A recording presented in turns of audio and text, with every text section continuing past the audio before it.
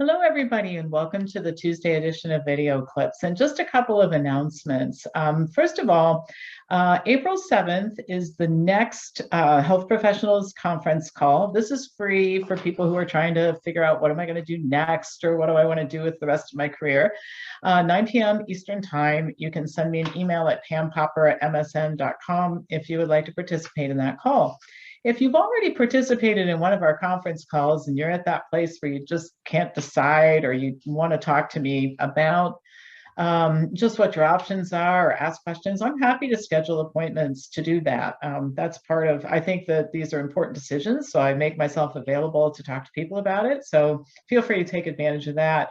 And then I'm teaching a class on nutrition and immune function, kind of related to what I'm going to talk about today, which is May 9th from 7 to 10 p.m.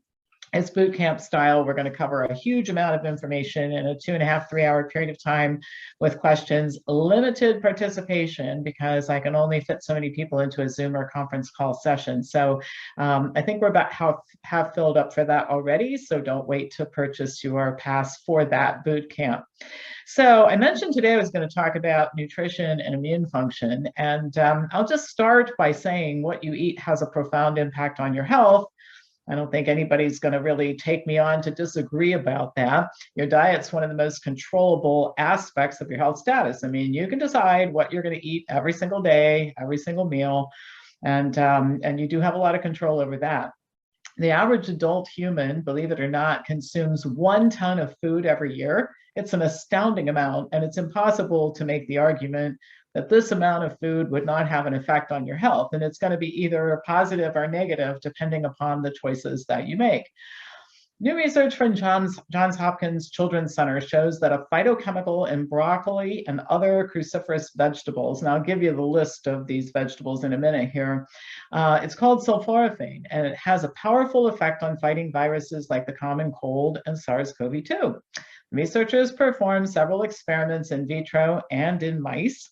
And I'll tell you what they came up with basically. In one experiment, they exposed cells to sulforaphane for 1 to 2 hours before they infected the cells with SARS-CoV-2 and also the virus that causes the common cold. Sulforaphane reduced viral replication of 6 strains of SARS-CoV-2, including the Delta and Omicron variants, by 50%.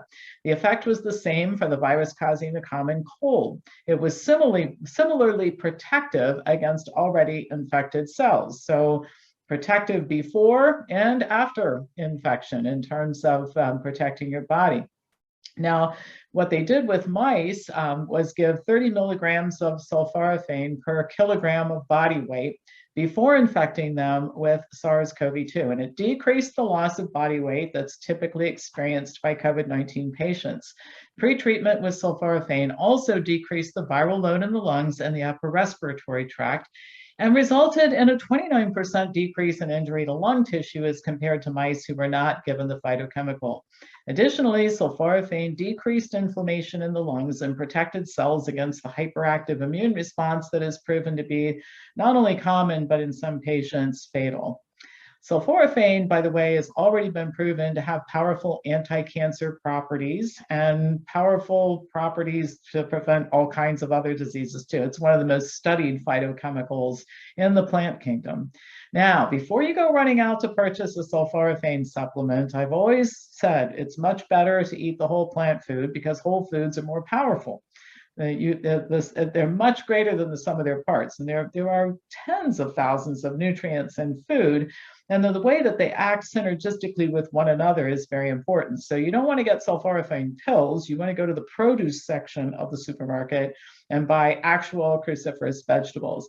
And those include not only broccoli, but also arugula, bok choy, cabbage, Brussels sprouts, cauliflower. There's a whole list of them. And they not only contain sulforaphane, but also powerful nutrients like carotenoids and indole 3-carbinol, glucosinolates, and isothiocyanates. Those are all phytochemicals. And it's just a short list, because if I were to list the tens of thousands of phytochemicals in cruciferous vegetables, you'd be watching this until the end of the week. Now, the same is true of all other plant foods. They're packed with protective nutrients that not only reduce the risk of colds and flu, but also the risk of heart disease and cancer, which remain the leading killers right now. Now, you've heard it said an ounce of prevention is worth a pound of cure. It's much better to keep yourself healthy than to worry about how to get yourself well. And it's much better to protect your health every day by doing the right things than it is to be panicked every day about, oh my gosh, what happens if I get sick? Better to keep yourself healthy and you won't be so worried about it. One last thing I'll say about vegetables and cruciferous vegetables is there are a whole lot of diets out there. Most of them are pretty bad and health destroying, even if they produce some pretty short-term results. But here's one thing everybody agrees on. I mean, I've never seen anybody really take up the argument that vegetables aren't good for you. It might be one of the few things that all the warring diet gurus out there would actually agree on, which is that eating vegetables is a good idea. So your mother said it, your grandmother said it, I'm saying it. Eat your vegetables. And if you like cruciferous vegetables, they're packed with really good stuff to fight cancer and colds and flu and all kinds of other stuff too.